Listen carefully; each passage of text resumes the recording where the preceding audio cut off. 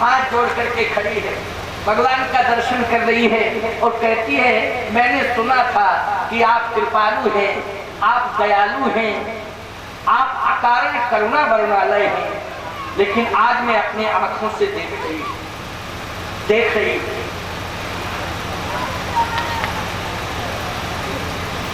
विश्वामित्र जी ने कहा एक बात बताओ, कहां जाना चाहती है?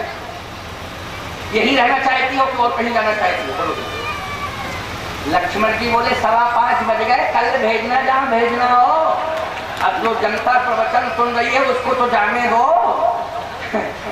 5:15 बज गए, इसलिए अब कल देखना कहाँ भेजना हो, अभी तो दर्शन करने दो उसको, है नहीं?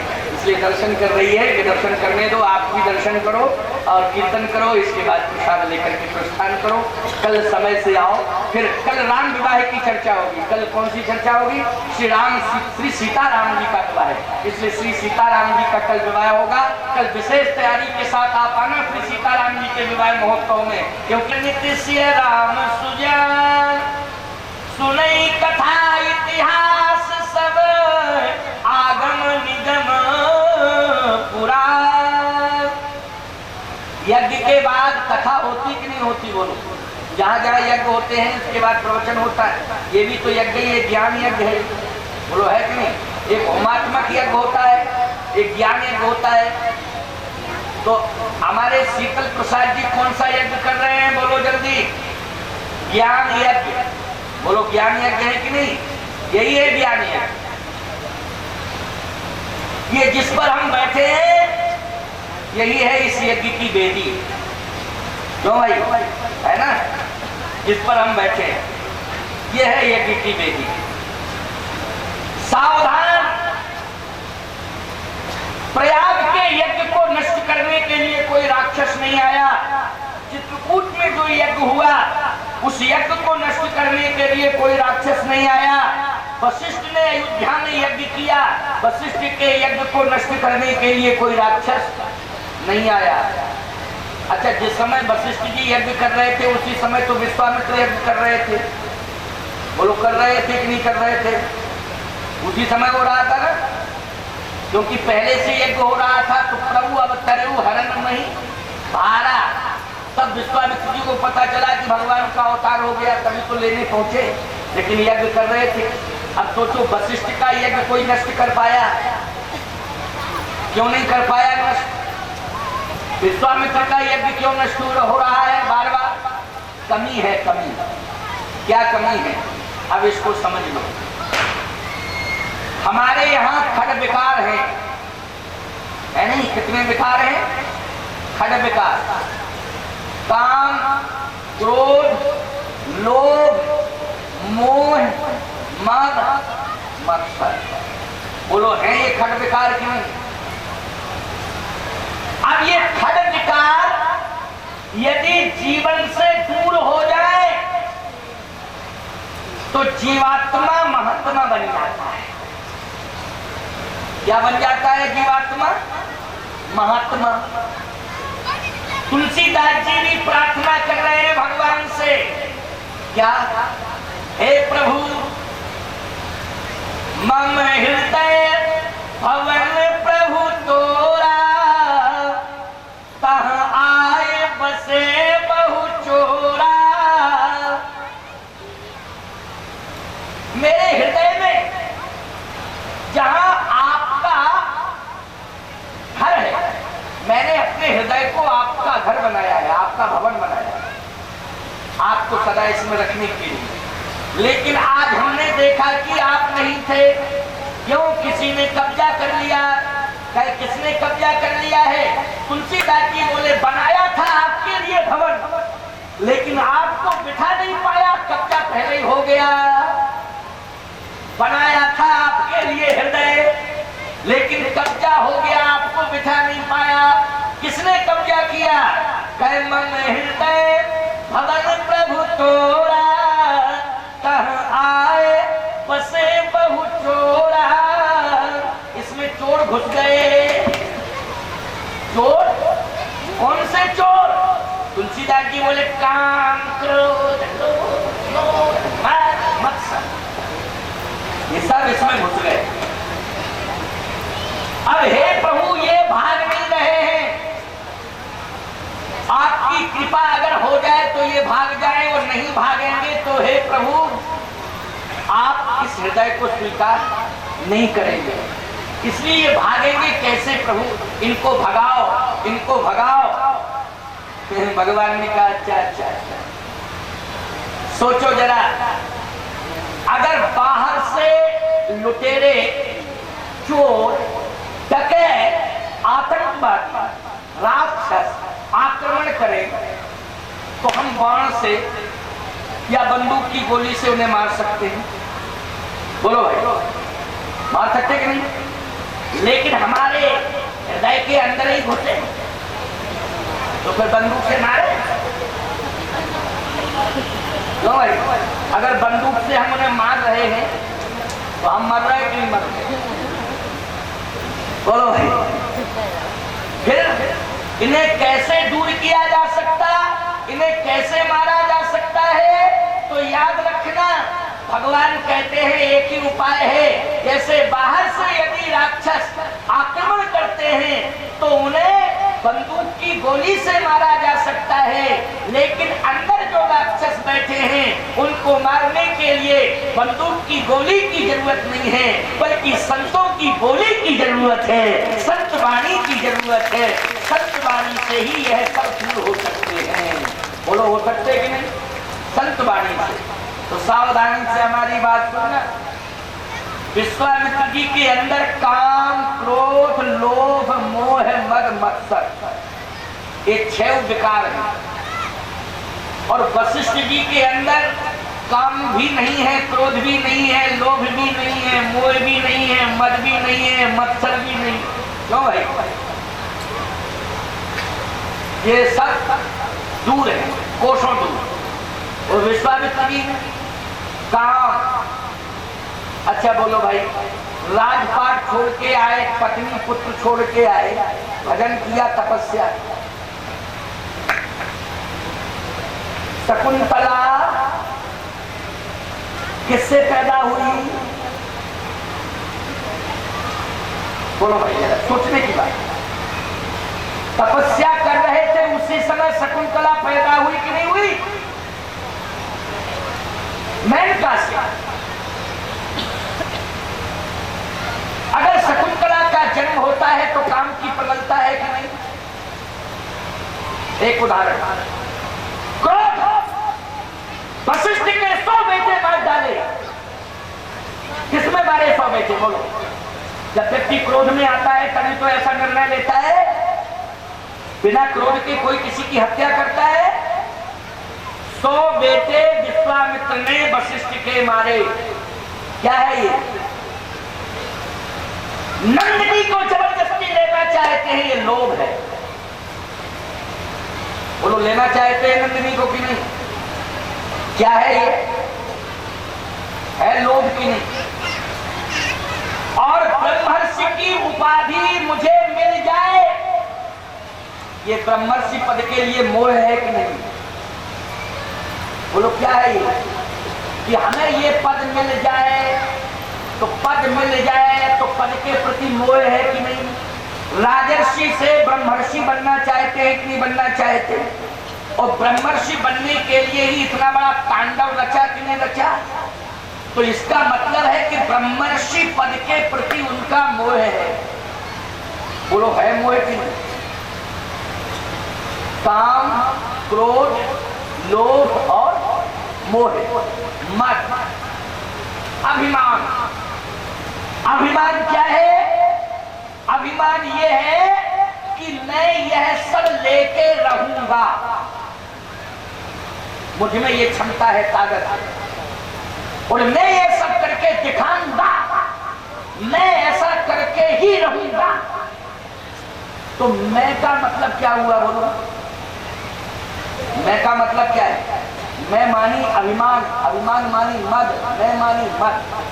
बोलो, है ये मद की? और जहां ये 5 हैं वहां मत्सर तो अपने आप ही आ जाता है। बोलो, आ जाता है कि नहीं आ जाता है? लेकिन वशिष्ठ, अब सुन लो जरा बात, एक बार कामदेव ने वशिष्ठ जी की परीक्षा ली। समझना, किसने? कामदेव ने। देखो परीक्षा सबकी हुई, विश्वामित्र की हुई, वशिष्ठों की हुई, नारदों की हुई, सभी संतों की हुई। जितने भी संत हैं सबकी परीक्षा हुई, किसी न किसी रूप में हुई है। वशिष्ठों की परीक्षा लेने के लिए काम आया। और जानते हो काम किसे लेके आया? अपनी पत्नी रति को लेके आया। जैसे ही काम अपनी पत्नी रति को लेके आता है तो प्रणाम करता है वशिष्ठ जी को, कहता है महाराज हमें केवल आप जैसे संत पर ही विश्वास है, बाकी हम किसी पर विश्वास नहीं करते।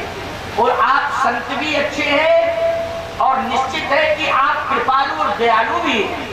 आप जैसा सरल, आप जैसा कृपालु दयालु दूसरा कोई संत नहीं। प्रशंसा करने लगा। वशिष्ठ जी ने कहा ये बताओ, मूल बात बताओ, चाहते क्या हो? प्रशंसा तुम बाद में करना, ये था पहले ये बताओ आए क्यों हो, बात क्या है? बात ये है कि मैं कुछ समय के लिए कहीं जा रहा हूं, ये मेरी पत्नी रति आपके आश्रम में रहेगी और फिर मैं जब आऊंगा तो लेके चला जाऊंगा। वशिष्ठ जी ने कहा देखो भाई हमारा यही आश्रम, यहाँ कोई विशेष व्यवस्था है, परंतु ये आश्रम है, इसमें कहीं अगर अनुकूलता समझ में आ रही हो तो रह जाए, लेकिन कहीं कोई विशेष व्यवस्था इस आश्रम में है नहीं। कहने वाला वो तो आश्रम में किसी वृक्ष के नीचे गुजारा कर लेगी, ऐसी कोई बात नहीं है, बस आप तो कह दीजिए। वशिष्ठ जी ने कहा ठीक है रह सकती है। 12 साल बाद लौटा। जब 12 साल बाद काम लौटा तो काम ने अपनी पत्नी रति को वशिष्ठ जी के आश्रम के किस स्थान पर प्राप्त किया, जरा इस पर सुनो। काम ने देखा 12 साल बाद जब लौटा तो काम ने निरीक्षण किया पूरे आश्रम का, तो रति कहाँ मिलती है जानते हो? एक वट वृक्ष के नीचे ध्यान करते हुए, नेत्र बंद कर किए ध्यान करते हुए ध्यान मुद्रा में थी। इस मुद्रा में काम ने आवाज लगाई रति मैं तेरा पति हूं, नेत्र खोल। मैं तेरा पति हूं, नेत्र खोल। आवाज आती है रति से कौन है आप? कहा नेत्र खोल करके देख, तेरा पति काम तेरे सामने खड़ा हुआ है। तो जानते हो 12 साल बाद वशिष्ठ के आश्रम का ये प्रभाव था कि रति ने कहा कि आप काम है, अब ये नेत्र काम को देखने के लिए नहीं खुलेंगे, अब ये नेत्र तो राम को देखने के लिए खुलेंगे, क्योंकि अब ये नेत्र राम को देखना चाहते हैं, काम को नहीं देखना चाहते। बोलो ये प्रभाव है कि नहीं? काम चरण पकड़ लिया वशिष्ठ जी को। थोड़ी देर में क्रोध आया, क्रोध ने भी चरण पकड़ लिया। तो एक पैर पकड़े था काम वशिष्ठ जी के और दूसरा पैर पकड़े था क्रोध, और दोनों सेवा कर रहे थे, काम और क्रोध। वशिष्ठ जी लेटे इतने में आ गए राम जी, इतने में आ गए राम जी। नियम तो ये है जहां राम तहाँ काम, क्यों है? जहां राम है वहां काम, और जहां काम है वहां राम। लेकिन आज जैसे राम जी पहुंचे तो कांपने लगा था, क्रोध भी कांपने लगा, क्योंकि जहां राम है ना वहां काम है, ना वहां क्रोध है, ना वहां लोभ है, ना वहां मोह है, ना वहां मद है, ना वहां मत्सर है। बोलो यही स्थिति है कि जहां राम है। काम कांपने लगा, क्रोध भी कांपने लगा। भगवान राम ने जैसे दृष्टि डाली, कहा अच्छा मेरे गुरुदेव के ऊपर दोनों हावी हो गए, काम और क्रोध। अब काम कांपे तो क्रोध भी कांपे। वशिष्ठ जी ने कहा राम सजा देने के पहले बयान लेना चाहिए। क्यों भाई? सजा देने के पहले क्या करना चाहिए? बयान लेना चाहिए कि नहीं? बिना बयान के सजा नहीं देना चाहिए। बयान लो बयान। बिना बयान के सजा कभी होती नहीं है, और यदि हो जाए तो ये अपराध है। एक बार एक जज ने एक अपराधी को फांसी की सजा सुना दी। अब जैसे फांसी की सजा सुनाई तो जज ने ये कहा कि फांसी देने के पहले नियम है अदालत का कि उसकी अंतिम इच्छा की पूर्ति की जाती है, इसलिए तेरी अंतिम इच्छा क्या है बोल? तो अपराधी बोला मेरी अंतिम इच्छा यही है कि फांसी मेरे बदले आपको लग जाए, मेरी यही अंतिम इच्छा है। अब भाई इस तरह के अपराधी अगर अदालत में पहुंच जाए और इसके बदले इस तरह मांगे तो एक और जज बचेगा अदालत का? बोलो। तो बयान हो लेकिन स्वस्थ बयान हो, स्वस्थ बयान होना चाहिए। तो अब क्या बयान देते हैं? ये स्वस्थ बयान देते हैं। काम करो। वशिष्ठ जी ने कहा बयान लो। राम जी ने कहा तुम्हारी हिम्मत कैसे पड़ी आने की? काम कहता है मैं कहां पाया, पहले आप ये बताइए। राम जी ने कहा तुम चरणों के पास पाए। क्रोध बोला मैं कहां? राम जी ने कहा चरणों के पास। काम कहता है कि अगर मैं विनाश करने के लिए आता हूं तो सिर के ऊपर आता। क्रोध कहता है विनाश करने के लिए आता हूं तो सिर के ऊपर। बोलो उस समय क्रोध कहां होता है? जब विनाशकारी स्थिति होती है क्रोध कहां होता है? पैर पे होता है कि सिर पे होता है? जब विनाश करता है काम तो उस समय काम कहां होता है? सिर पे होता है कि पैर पे होता है? होता है कि नहीं? काम ने कहा कि मैं चरण पकड़े हूं, सेवा कर रहा हूं। क्रोध ने कहा मैं चरण पकड़े हूं, सेवा कर रहा हूं। इसका मतलब यह है कि संसार में अगर मैं किसी का सेवक बना हूं और किसी से परास्त हुआ हूं तो वो केवल वशिष्ठ जैसे संत हैं जिनके चरणों में सदा समर्पित हो गया हूं और उनके चरणों की सेवा करता रहता हूं। कहा कैसे? काम कहता है कि मैंने रति को 12 साल तक इस आश्रम में छोड़ा, लेकिन रति काम को नहीं देखना चाहती है, काम को देखना चाहती है। ये वशिष्ठ की तपस्या का प्रभाव है। क्रोध कहता है कि 100 पुत्र मरने के बाद भी इस महात्मा के जीवन में क्रोध नहीं आया। नहीं तो 1-2 बेटे मर जाते हैं, क्रोध आता है कि नहीं आता है? लेकिन विश्वामित्र के द्वारा 200 बेटे मारे गए, लेकिन इस महात्मा को क्रोध नहीं आया। इसलिए संत ने काम को भी जीत लिया है और क्रोध को भी जीत लिया है, लोभ को भी जीत लिया है और मोह को भी जीत लिया है, मद को भी जीत लिया है और मत्सर को भी जीत लिया है। बोलो ऐसे संत को भगवान प्राप्त होते हैं कि नहीं होते हैं? आज आप देखें विश्वामित्र जी के जीवन की सबसे बड़ी कमी क्या थी? सबसे बड़ी कमी ये थी कि विश्वामित्र जी महाराज अभिमान के सहित यज्ञ करते थे। किसके सहित यज्ञ करते थे? अभिमान के सहित यज्ञ। अभी आपने सुना कैसे यज्ञ कर रहे थे अभिमान के सहित? वशिष्ठ ने जब यज्ञ किया तो इतने बड़े विद्वान होने के बाद भी यज्ञ के स्वयं आचार्य नहीं बने, यज्ञ का आचार्य श्रृंगी ऋषि को बनाया। बोलो बनाया कि नहीं बनाया? जबकि इतने बड़े विद्वान थे, खुद ही आचार्य बन जाते। लेकिन श्रृंगी ऋषि वशिष्ठ बुलावा, पुत्र काम सुबह यज्ञ करावा। श्रृंगी ऋषि को बुलाया, वामदेव जी को यज्ञ का अध्यक्ष बनाया, स्वयं संयोजन किया। लेकिन विश्वामित्र जी ने ना तो किसी संत को बुलाया, ना किसी विद्वान को बुलाया, खुद ही यही जप जोग यज्ञ मुनि करही।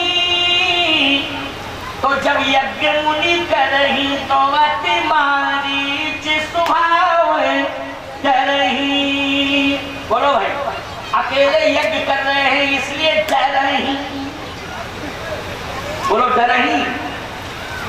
कितने बार यज्ञ किया, लेकिन किससे डर रहे हैं? बोले अति मारीच स्वभाव डरही।